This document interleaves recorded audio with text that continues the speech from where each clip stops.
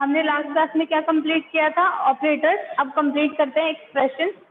आपका जो next topic है that is what? Expression.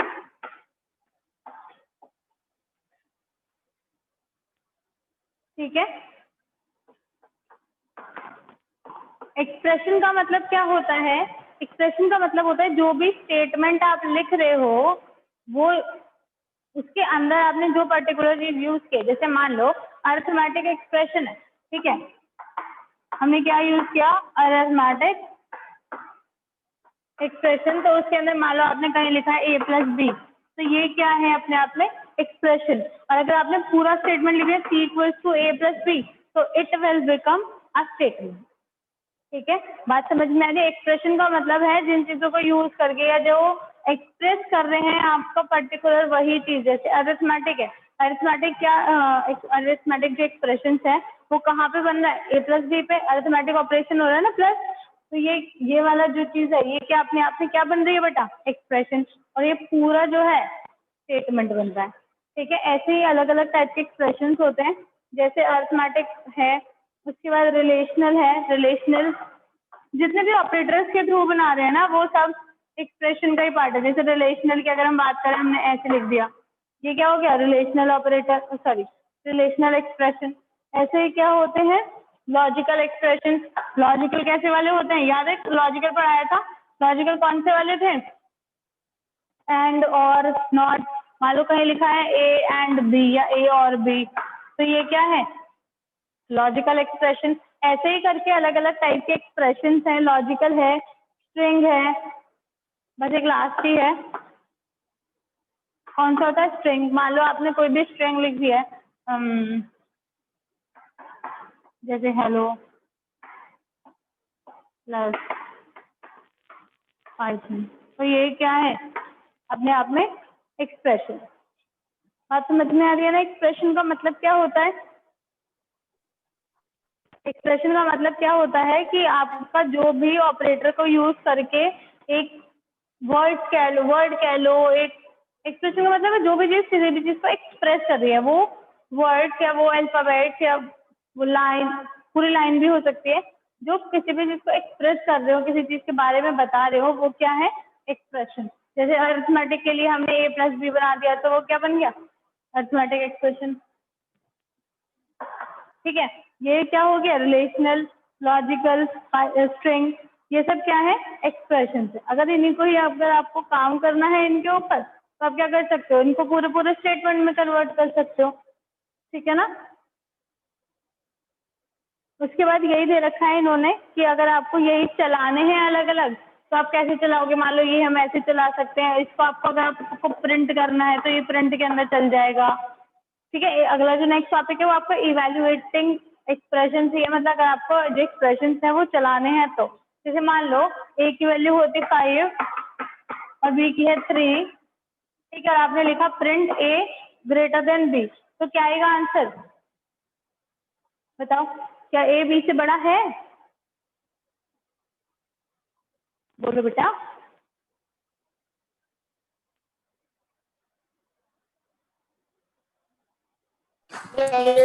Ma'am. हाँ है ना, वेरी नाइस। तो क्या आएगा आंसर? ट्रू। और कैपिटल में टी आएगा, ये बात का ध्यान रखना है। मैंने आपको बताया था कैपिटल टी अगर ट्रू है तो कैपिटल टी, फॉल्स है तो कैपिटल एफ, तभी ये एक कीवर्ड है।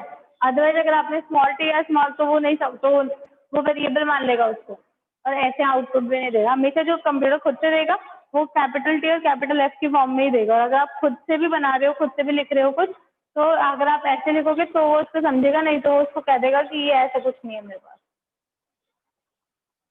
समझ गए? ऐसे ही अलग अलग टाइप के स्टेटमेंट्स हैं, आप उनको बुक में देख लेना, एग्जाम्पल्स दिए हुए हैं, पढ़ के समझ में आ जाएगा। ऐसे ही सारे इवेल्युएशन आपको दिए हुए हैं, मैंने बहुत लंबा करके दिया हुआ है। अगर आपको यही वाले अरिथमेटिक चलाने हैं, तो रिलेशनल चलाने हैं, तो लॉजिकल चलाने हैं, तो मैंने आपको जो कराया था ना लास्ट क्लास में ऑपरेटर्स वाला एग्जाम्पल, वो सारे एग्जाम्पल्स यहाँ पर अप्लाई हो जाएंगे। ठीक है, तो आपको यही चीजें जो भी आपको एग्जाम्पल्स दिए थे वो सारी चीजें इसमें दी हुई है इन्होंने। जैसे कि इन्होंने लिखा हुआ है एक एक्सप्रेशन ए और बी, एक सेकंड में लिख देती हूँ बेटा। लॉजिकल के लिए इन्होंने लिखा हुआ है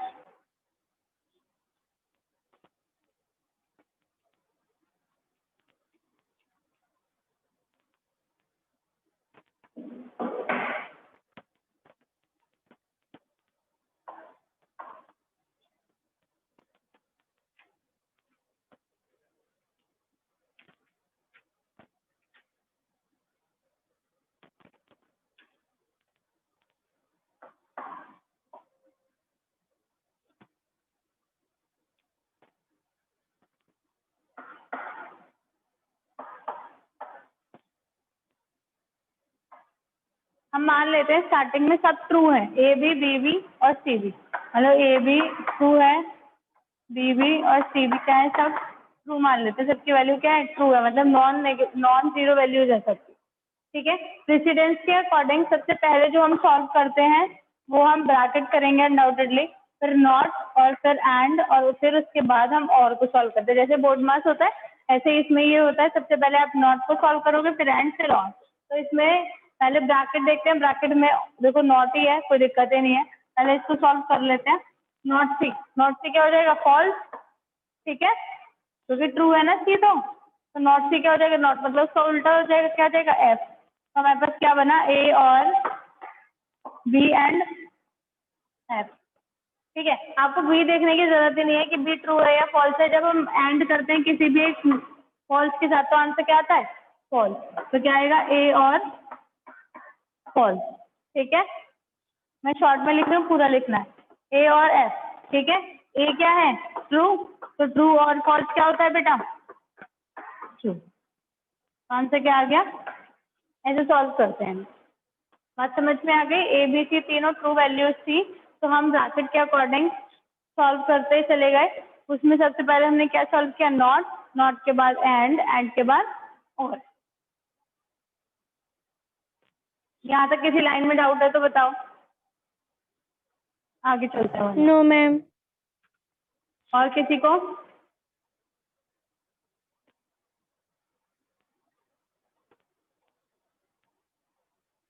ठीक, चलो आगे चलते हैं। फिर आपका जो नेक्स्ट टॉपिक है दैट इज टाइप कास्टिंग। एक सेकंड में बता देता,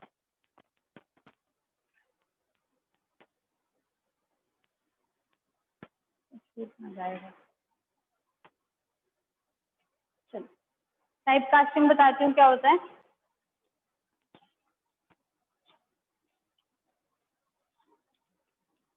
टाइप से हमारा मतलब यहाँ डेटा टाइप से है। ठीक है,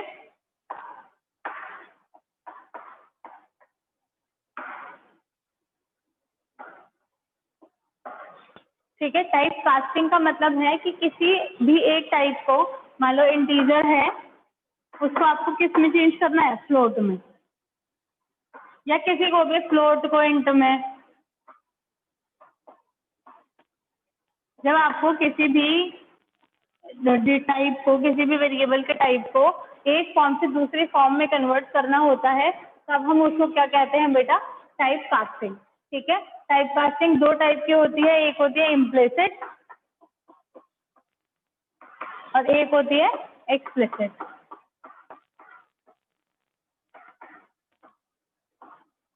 ठीक है, ये ऐसा नहीं है कि इंट स्ट्रिंग भी कन्वर्ट कर सकते हैं, स्ट्रिंग को आपको इंट में, फ्लोट में, किसी में भी आपको कन्वर्ट करना हो, मतलब बेसिकली एक डेटा टाइप से किसी और डेटा टाइप में कन्वर्ट करने को हम टाइप कास्टिंग कह रहे हैं।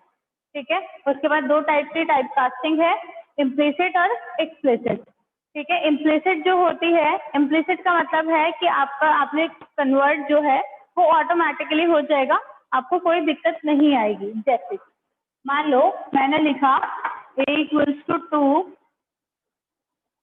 बड़ा ले लेते 24, और b आपने लिखा मान लो 1.2, और आपने लिखा c equals to a divide by b। ठीक है, बात समझ में आई, या आप ऐसे लिख लो a equals to a plus b, simple, a equals to a plus b। a क्या है 24 और प्लस 1.2 कितना हो जाएगा 25.2, तो a की वैल्यू क्या आएगी इस लास्ट में 25.2। तो ये ऑटोमेटिकली क्या हो गया, खुद से ही कन्वर्ट हो गया, हमें ए को तो कन्वर्ट करने की जरूरत ही नहीं पड़ी, ठीक है ना। ए की जो वैल्यू है वो ऑटोमेटिकली कन्वर्ट हो गई without any loss of data. तो ये क्या होता है, इम्प्लिसिट, जो खुद पे खुद हो जाती है, हमें कुछ ज्यादा करने, हमें कुछ लिखने की, कुछ बताने की जरूरत नहीं होती है। This is what, this is implicit, खुद से हो रही है, कोई डेटा लॉस नहीं हो रहा, कुछ नहीं हो रहा, हमें कुछ लिखने की जरूरत नहीं है। ये तो नॉर्मल प्रोग्राम लिखा हुआ है, ये प्रोग्राम अपने आप से खुद से चलता जा रहा है, हमने कुछ नहीं किया इसमें टाइप कास्टिंग के नाम पे, ठीक है। बट एक टाइप कास्टिंग होती है जिसमें हमें सारी चीजें आपको बताना पड़ेगा कि किस डेटा टाइप में आप इसको कन्वर्ट करना चाहते हो, ठीक है। जैसे कि मान लो यही कुछ और होता,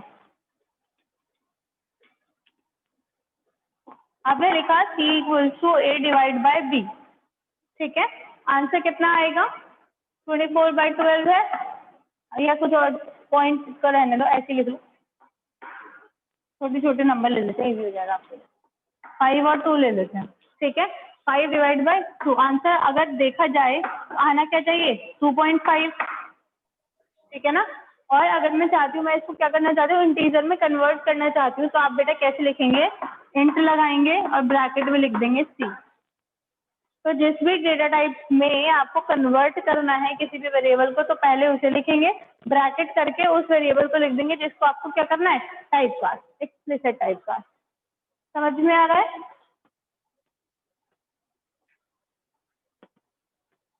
बात समझ में आई ना बेटा। अगर आपको किसी को यस भी मैम। कन्वर्ट करना है किसी पर्टिकुलर फॉर्म में, तो आप क्या करेंगे, उसको इस तरीके से करके उस डेटा टाइप का नाम लिखेंगे, ब्रैकेट लगाएंगे और ब्रैकेट लगाने के बाद वो लिख देंगे जिस वेरिएबल को आपको कन्वर्ट करना है। लेकिन इसके साथ एक इशू होता है, एक्सप्लिसिट वाले के साथ, इसमें डेटा लॉस हो जाता है, इसमें डेटा लॉस होने के चांसेस 99% होते हैं। अब आप सोचो ना, अगर हम यहाँ पे इसको कर देंगे तो C अगर आप प्रिंट करोगे तो इट विल प्रिंट 2, सॉरी दिख नहीं रहा होगा, इट विल प्रिंट 2, ठीक है। लेकिन अगर एक्चुअल वैल्यू देखी जाए तो C की एक्चुअल वैल्यू होनी क्या चाहिए, 2.5, बट है कर क्या दिया आपने, 2, डेटा लॉस हो गया ना, एग्जैक्ट डेटा तो नहीं है ये। तो यहाँ पर क्या होता है, एक्सप्लिसिट वाले में डेटा लॉस होने के चांसेस होते हैं काफी ज्यादा, ठीक है। Yes ma'am. टाइप कास्टिंग, आगे चलते हैं बेटा, आगे है introduction to Python standard library modules. होता क्या है पाइथन में, ऑलरेडी बनी बनाई ना कुछ, एक सेकेंड मैं रख कर दूं,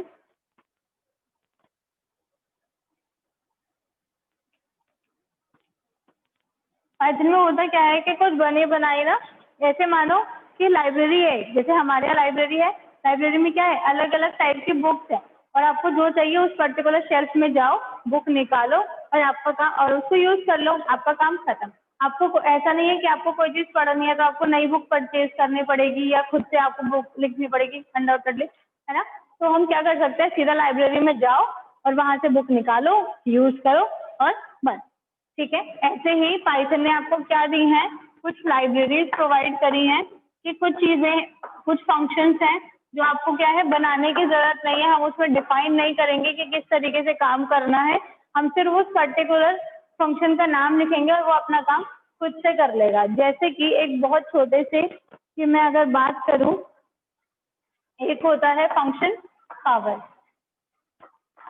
ठीक है। आपको याद हो हमने पावर निकालने के लिए क्या किया था, एक्सपोनेंट करा था, ठीक है। मान लो A की पावर B करना है तो A, हमारे पास ये भी प्रोसीजर है, बट हम ऐसे भी कर सकते हैं, पावर बना बनाया है, आपको सिर्फ क्या करना है, यहाँ लिखना है मान लो A, B, तो आपका ये पावर वाला फंक्शन काम करने लगेगा। ऐसे ही ये तो एक बहुत छोटी सी बात है, आप सोचोगे मैम यूज ही क्या है, हम ऐसे लिख रहे हैं चाहे ऐसे लिखना, बल्कि ये ज्यादा इजी लग रहा है, दो इसमें स्टार ही तो बनाने, इसमें तो पावर भी लिखो, याद रखो पहले क्या लिखना है बाद में क्या लिखना है ना। लेकिन ये तो एक बहुत छोटी सी चीज है।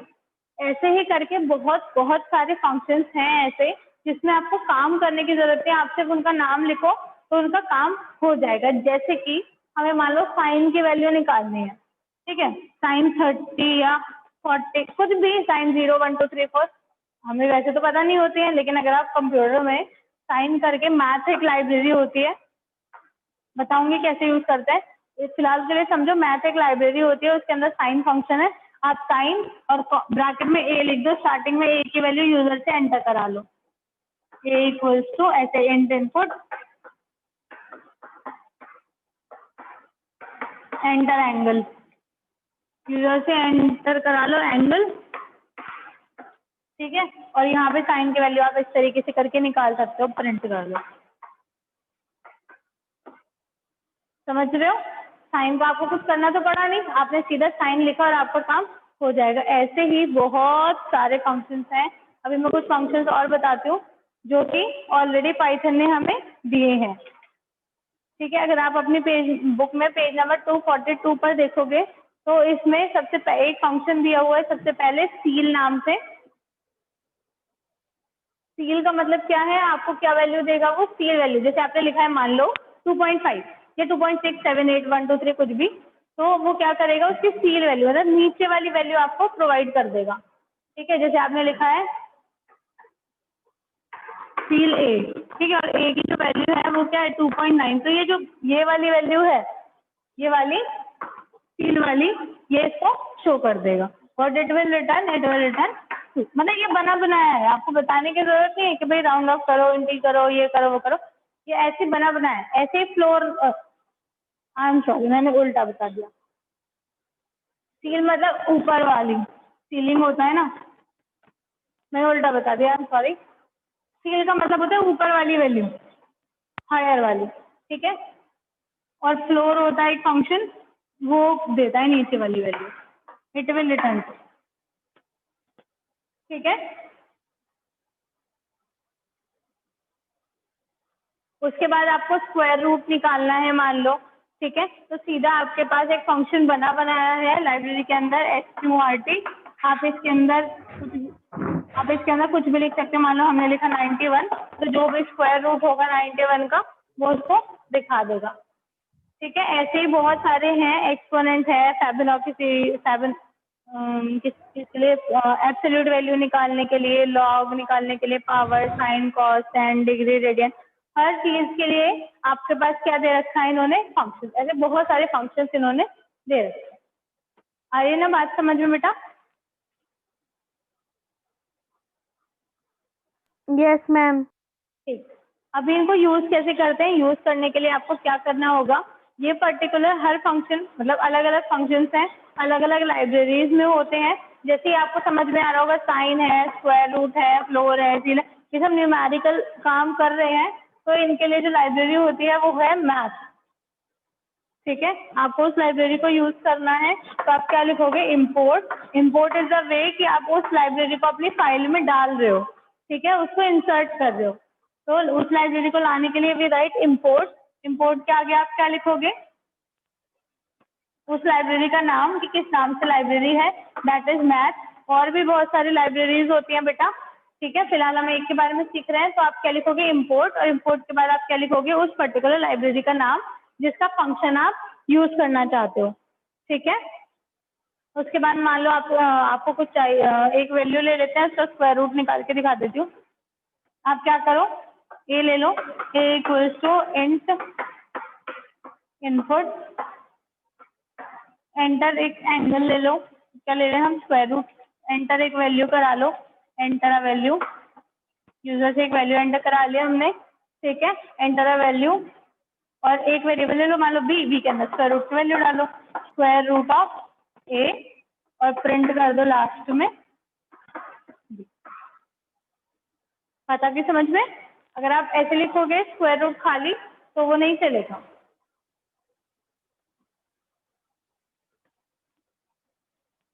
ठीक है। और इसमें एक तरीका होता है, आपको क्या करना होगा, पहले उस लाइब्रेरी, वो समझ गए ना, स्क्वायर रूट मैंने डायरेक्ट लिख दिया था, लेकिन अब जो पूरा प्रोसीजर है उसको बता रही हूँ। अगर आपको कोई भी फंक्शन यूज करना है तो आपको क्या लिखना होगा, पहले उस पैकेज का नाम जिसको आप डाल रहे हो, उस लाइब्रेरी का नाम, पैकेज भी कह देते हैं बेटा इसको, उस लाइब्रेरी का नाम डॉट उस फंक्शन का नाम और फिर उसका वैल्यू, ठीक है। मैंने ये लिखा है मैथ डॉट जिस भी फंक्शन को आप यूज कर रहे हो उसका नाम, और अगर ब्रैकेट है साथ में, ब्रैकेट होगा ही, फंक्शन है, आई टोल्ड यू स्टार्टिंग में मैंने आपको बता दिया था फंक्शन बनाया था कि स्क्वायर, ये वाले सॉरी पेरेंथेसिस तो इसके अंदर होंगे ही होंगे, अगर पेरेंथेसिस नहीं है इसका वो फंक्शन ही नहीं है, this is the representation that we are using a function, right. तो आप ऐसे करके लिख सकते हो। अगर आप अपनी बुक में देखोगे एग्जाम्पल 24 और 25 दोनों देखना, आपको समझ में आ जाएगा इजीली। ठीक है, आ रही है बात समझ में बेटा? Yes ma'am. नाइस, आगे चलते हैं। नेक्स्ट टॉपिक है आपका रैंडम फंक्शन। रैंडम फंक्शन क्या करता है बेटा, इट विल, जैसे हम वो खेलते हैं ना लूडो, लूडो में क्या होता है, आपने क्या करा, ऐसे डाइस चला, अब क्या है, एक रैंडम नंबर जनरेट हो जाएगा। हमें पता है 0 से 6 तक का कोई भी नंबर आ सकता है, 1 से लेके 6 तक है ना। तो वो जो, और ऐसे ही चीजें आप जो ये बनाते हैं, वो बनाते हैं प्रोग्राम वगैरह प्रोजेक्ट, वो सब यही फंक्शंस का यूज करते हैं, क्योंकि रैंडम वैल्यूज आती है ना, कुछ भी आ सकती है। जो लूडो बना हुआ है वो तो अलग अलग लैंग्वेजेस पे हो सकता है, जरूरी नहीं है पाइथन पे ही उन्होंने बनाया हो, बट वो रैंडम फंक्शन का यूज उन्होंने किया होगा, तभी वो रैंडम वैल्यू क्या करता है, जनरेट करता है। ठीक है, आप कैसे लिखोगे रैंडम? ठीक है, इसके अंदर एक और होता है रैंडम रेंज।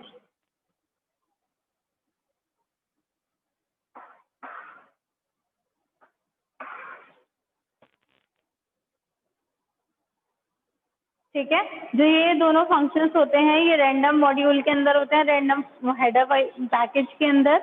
आपको सिर्फ करना क्या होगा, आपको ऐसे लिखना होगा, मतलब पहले इंपोर्ट करके लिखोगे, इंपोर्ट रैंडम नाम का फंक्शन है, तो इंपोर्ट रैंडम।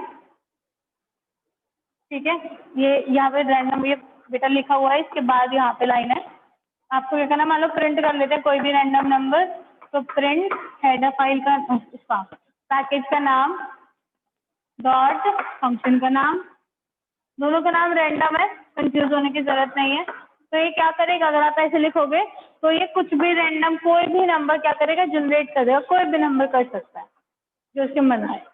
ठीक है, लेकिन करेगा ये नंबर फ्रॉम 0 to 1। अगर आपको वैल्यू चेंज करनी है तो you have to give the value. ठीक है, ये वाला जो है ये किससे कहाँ तक, केवल 0 से लेके 1 तक के बीच में कोई भी नंबर जनरेट कर सकता है। और आप कहोगे कोई भी नंबर कौन से होते हैं, 0 से 1 तक के बीच में भी इनफाइनाइट नंबर्स होते हैं, है ना। तो वो कोई भी नंबर जनरेट कर सकता है। अगर आपको रेंज देनी है, for example you have to, you need to print from 0 to कहीं तक भी पर्टिकुलर रेंज आपको देनी होगी, तो what you have to write print करने के लिए लिख रहे हैं रैंडम डॉट रैंडम रेंज, और मान लो हमें देना है 30 तक, 0 से 30 तक, तो हम क्या लिख देंगे 30। तो वो क्या करेगा बेटा, 0 से लेके 30 तक के बीच में कोई भी नंबर आपको दे सकता है। बात आई समझ में? अब ये तो हम कह रहे हैं 0 से, अगर मान लो मुझे ये भी देना है कि कहाँ से स्टार्ट करें, तो वो भी हम दे सकते हैं। आपको सिर्फ क्या लिखना होगा, ब्रैकेट के अंदर, मान लो मुझे चाहिए, हम लूडो वाले गेम की बात करते हैं, कहाँ से चाहिए, 1 to 6 नंबर चाहिए, तो आप क्या लिखोगे 1, 6। तो वो केवल क्या करेगा बेटा, 1 से लेके 6 तक के ही नंबर जनरेट करेगा, तक के नहीं, मतलब उनके बीच का कोई भी एक नंबर वो जनरेट कर लेगा। ठीक है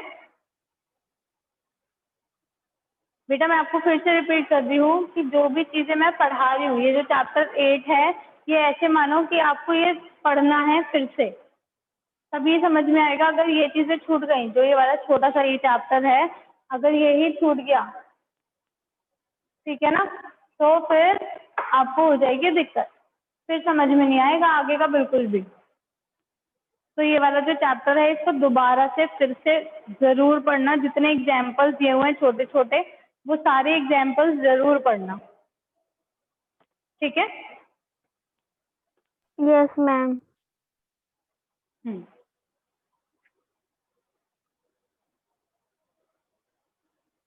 अच्छा, मान लो कि मैं ये चाहती हूँ कि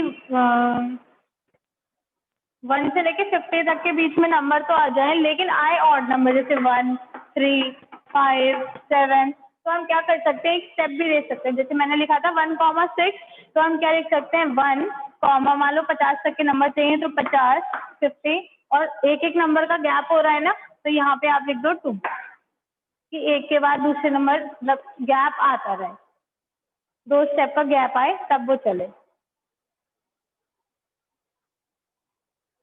ठीक है ना? 2 का मतलब फिर वो यस मैम। करेगा, 1 का कर लेते हैं, 1 का गैप आए, 1 का ही तो चाहिए बेटा यहाँ पे हमें, 2 स्किप कर दे 3 जाए, 2 का मतलब तो 2 का गैप हो जाएगा। ठीक है, आगे चलते हैं। उसके बाद अलग एक मॉड्यूल आपके में दिया हुआ है स्टैटिस्टिक्स। स्टैटिस्टिक्स में क्या होता है, मीन मोड मीडियन। अगर आपको किसी का भी मीन मोड मीडियन निकालना है तो आप निकाल सकते हो। मीन मोड मीडियन यही नाम होते हैं फंक्शन के। ठीक है, आप कोई भी एक सीक्वेंस ले लो, मान लो मैंने कोई सीक्वेंस बना लिया,